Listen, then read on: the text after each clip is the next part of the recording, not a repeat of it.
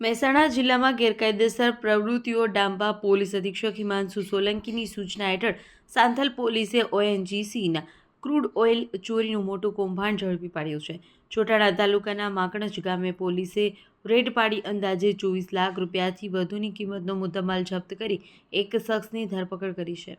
બાતમીના આધારે કાર્યવાહી કરવામાં આવી છે. સાંથલ પોલીસના ઇન્સ્પેક્ટર MM વરચંદ અને તેમનો સ્ટાફ નાઇટ પેટ્રોલિંગમાં હતો ત્યારે ચોક્કસ બાતમી મળી હતી કે માકણજ ગામનો શૈલેષ સી ઉર્ફે સલુભા ઝાલા જે ઓએનજીસીમાં ક્રૂડ ઓઇલના ટેન્કર ભરી ડ્રાઈવર તરીકે નોકરી કરે છે અને તે પોતાના ઘરે ટેન્કર લાવી તેમાંથી ઓઇલની ચોરી કરી રહ્યો છે.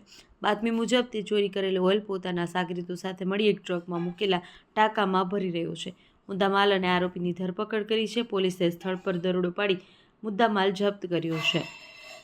આ કામગીરી દરમિયાન પોલીસે સૈયદ અસદુલ્લા મોહમ્મદ હુસેનને ઝડપી પાડ્યો છે જ્યારે મુખ્ય સૂત્રધાર શૈલેષ સિંહ ઝાલા સહિત અન્ય 3 આરોપીઓ હાલ ફરાર છે. વોન્ટેડ આરોપીઓમાં શૈલેષ સિંહ ઉર્ફે શલુભા, નવલસિંહ ઝાલા, ઇમરાન રહીમ ખાન પઠાણ, અસલમ યુનુસ સૈયદ.